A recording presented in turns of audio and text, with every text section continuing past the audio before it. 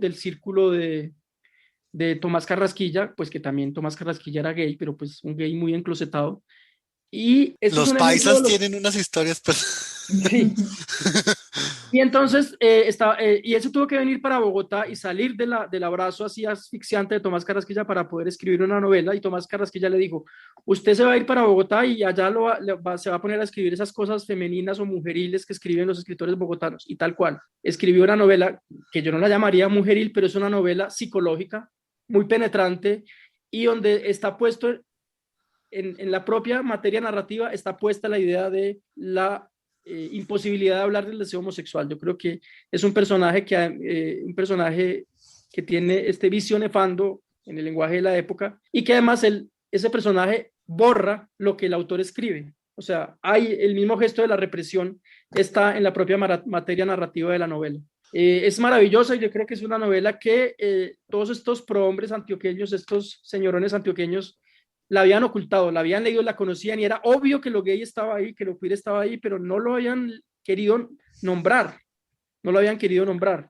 Y en una conferencia a la que me invitó Giovanni Jaramillo para Mosquera, para el municipio de Mosquera, para un club de lectura de Mosquera, yo mencioné esta novela y la estaban escuchando unos chicos de Santuario y Jericó, dos pueblos muy conservadores, y dijeron, no, ¿cómo así que hay una novela de un escritor que nació acá en Jericó y que es la primera novela queer de la literatura colombiana y no se ha vuelto a publicar y nunca se ha hablado de ella? Entonces presentaron un proyecto para publicarlo como audiolibro. Entonces no era que fuera una novela enterrada, pero lo enterrado en ella era lo que estaba en la superficie misma de la novela. O sea, no había que ser muy penetrante, sino había que simplemente leer sin prejuicios para ver que eso estaba ahí y que no estaba ahí escondido, que estaba ahí como central a la propia materia narrativa de la novela, que era la represión y la imposibilidad de hablar del deseo homosexual.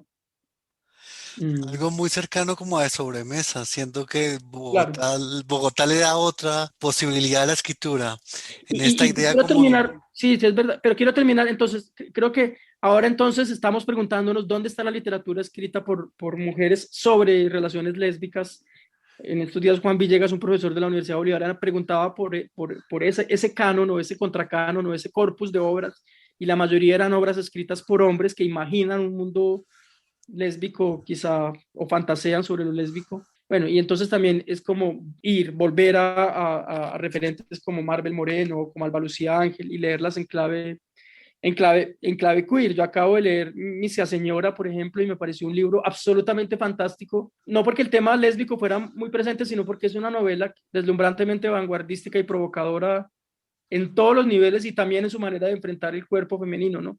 Y el deseo femenino, lésbico o cualquier deseo femenino, ¿no? bueno, Alba Lucía es un reto de lectura No, porque es es una... maravillosa. No, sí, sí, sí, sí, sí, claro, pero es una autora exigente. O No, y Fanny sea, Buitrago, ¿qué les parece Fanny Buitrago?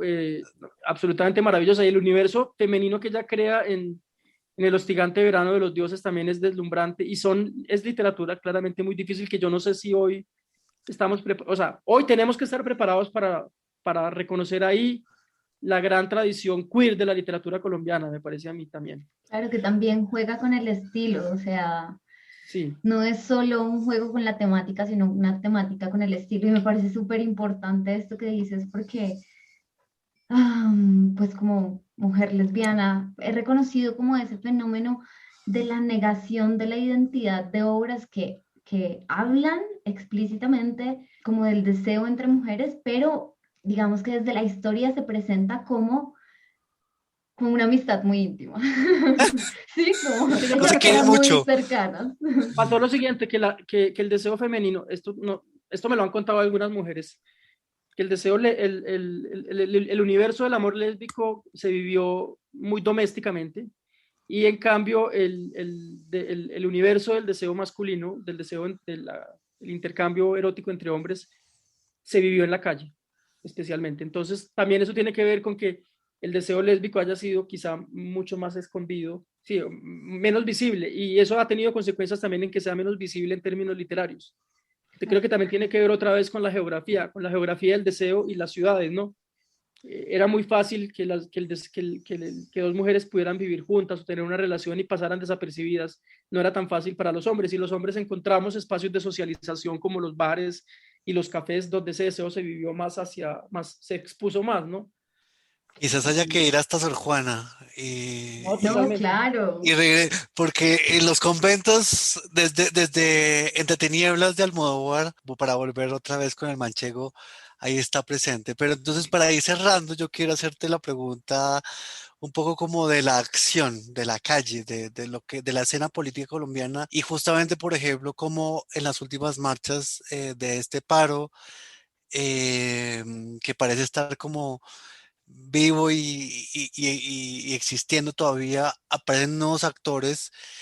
Puntualmente ahora aparecen las mujeres trans y como, al igual que las madres en la primera línea, desactivan o como los protocolos de los miembros del SMAT o les cambian el, so- el- la acción, ¿no? Como que hay un cambio en el gesto, por lo menos desde el lado de los marchantes y las marchantes. ¿Cómo ves la participación de estos actores y estos cuerpos disidentes dentro de las marchas contemporáneas o más presentes, mejor dicho? Pues me parece maravilloso e inevitable en la medida en que también estas marchas, estos paros, sí, desde el paro nacional del 2019, ha habido una emergencia de lo que estaba escondido, ¿no? De lo que estaba sumergido. Y pues naturalmente esos cuerpos trans estaban sumergidos o estaban en la calle, pero nunca los veíamos o los veíamos como sombras. Y entonces este apoderarse de la escena y de la calle y apoderarse del discurso político me parece totalmente fascinante. Y sobre todo que hay una cosa también que la vengo viendo desde noviembre del 2019, es ese devenir fiesta de la manifestación social en Colombia. Me parece tremendamente importante porque yo sí creo que hay que contrarrestar ese culto a la muerte que también se siente con mucha frecuencia en la militancia política en Colombia, ¿no? Esa idea de para que un cuerpo sea heroico tiene que estar muerto. El culto al martirio, ¿no? El culto al martirio. Y me parece que esas celebraciones que hemos visto del cuerpo trans son todo lo contrario al cuerpo martirizado. Es el cuerpo que se transforma, pero no se transforma, no se despedaza como un don, un tributo a esos dioses de la muerte exigentes, sino que se transforma festivamente para celebrar la vida, no para... Eso por un lado. Y por otro lado, me interesa mucho que también en la emergencia política de todas estas nuevas corporalidades, llamémoslo así, o es que identidad es una palabra con la que yo no me siento para nada cómodo, es también el cuestionamiento de la homofobia, ¿no? El cuestionamiento de no, bueno, a ver, no, esas arengas, hay que revisar también el contenido de esas arengas. Entonces, como muchas de estas comunidades han cuestionado también las arengas, bueno, porque las arengas también son especies de monumentos que hay que derribar, ¿no? Que hay que derribar en su mecanicidad y en su irreflexión y en su monumentalidad, ¿no? Entonces, no es aceptable hoy en día una arenga homofóbica, ni una arenga que reproduzca opresiones desde el lenguaje, ¿no? Y entonces ese cuestionamiento también me parece muy interesante. Creo que la disputa, creo que las personas trans son abanderadas de entender que en el lenguaje hay unas disputas, en el cuerpo y en el lenguaje hay unas disputas. Es decir, que el lenguaje es otro cuerpo, ¿no? Es un cuerpo más sutil que nosotros tenemos y que como cuerpo sutil tenemos que ponerle atención. Sí, de acuerdo. El cuerpo como lenguaje sería casi como Y el lenguaje como un- cuerpo, ambas una, cosas, ¿no? sí, como una reapropiación de Camila Sosa. Pienso en Camila Sosa y sus múltiples premios y su merecimiento por su trabajo desde Córdoba, que Mm. ahora nos permea hasta acá.